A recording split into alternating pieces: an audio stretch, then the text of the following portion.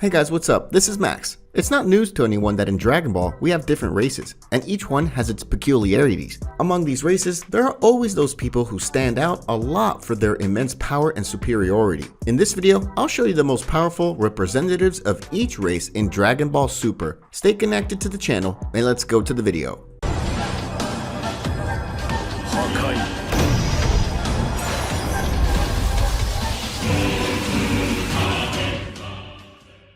Number 1. Earthlings. The first race that appeared in the Dragon Ball universe were the Earthlings, the inhabitants of planet Earth. And before you come to correct me saying that it's to speak humans instead of Earthlings, know that the concept of human is very different in Dragon Ball. In Dragon Ball, everyone who is not a god, animal, or monster is considered human. That is, the Shiryarujins of the Granola's race, for example, are human. Saiyans are also human, and so on. So the inhabitants of planet Earth are also human, of course, but they're not the only humans in the series, so we call them Earthlings.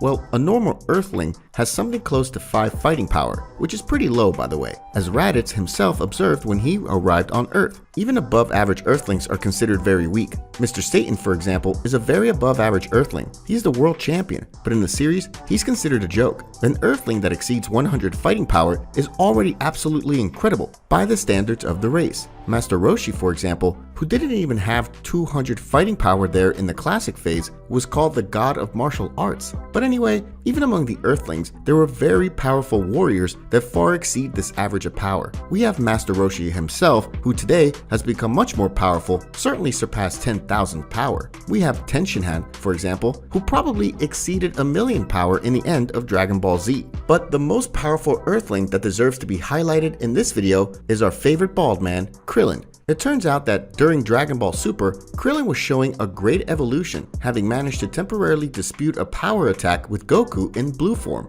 beat Gohan by the rules in the match, and in the Tournament of Power, he showed to follow the movements of Android 18 and to face off with warriors who were giving trouble to the Android siblings. With all these feats, we can conclude that Krillin is the strongest Earthling in Dragon Ball Super. But you could argue with me, but Max, what about Master Roshi? He would beat Krillin. Guys, it's true that Master Roshi could beat Krillin, but if that happened, it would be because of the old master's good techniques, and not because of his brute power. And in this video, I'm taking into account the total power, and in that, Krillin is superior to old Roshi.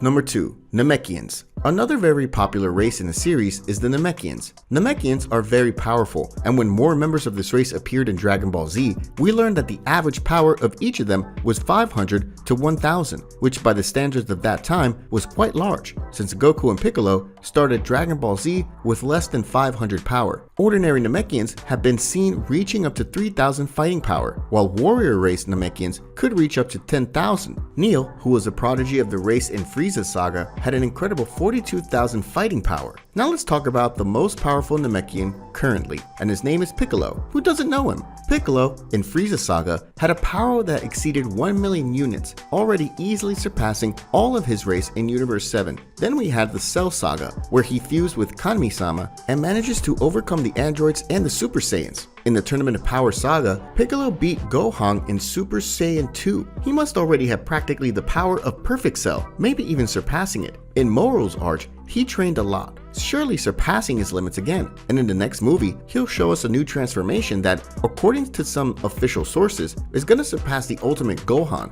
Piccolo is incredible.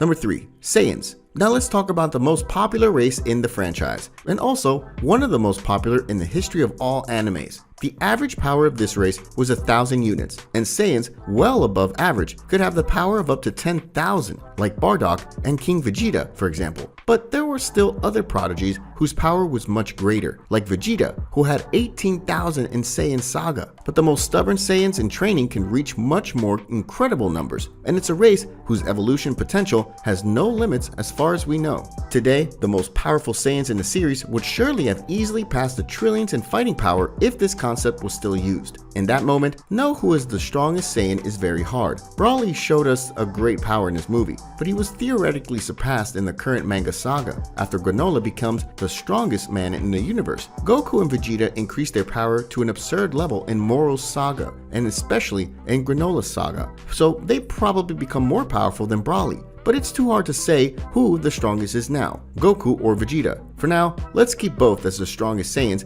but probably Goku will increase his power in the next chapter of the manga, becoming the strongest Saiyan.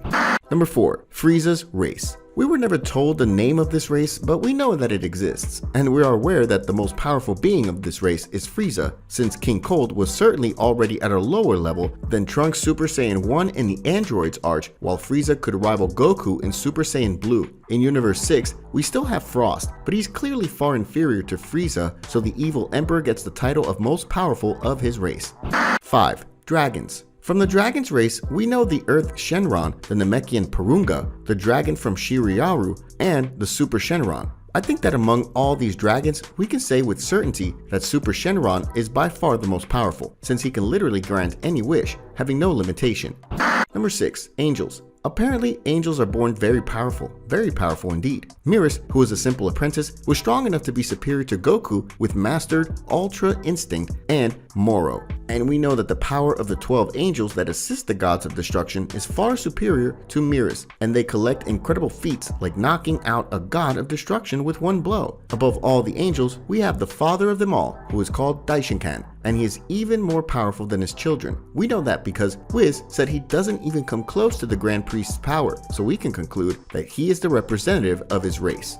7. Race of Demons. Actually, this race is called by many things, but I'll call it Demon Race here because it's easier. Well, this race lives in the realm of darkness, which in Dragon Ball is like a parallel dimension where evil beings live. This race had some characters introduced in the series. One of the most famous is Garlic Jr., who has appeared in a filler movie and a Dragon Ball Z filler arc. And this race also has many others very powerful representatives in the Dragon Ball side stories. But taking the canonical main line of the franchise, that is, from Dragon Ball Classic to Super, the most powerful representative of this race is Dabura, called the King of Demons. He was an extremely powerful being, as he was able to face Gohan in Super Saiyan 2, having a power level roughly equivalent to Cell's according to Vegeta. And besides being very powerful, Dabura still has very dangerous abilities, like turning others to stone with his spit.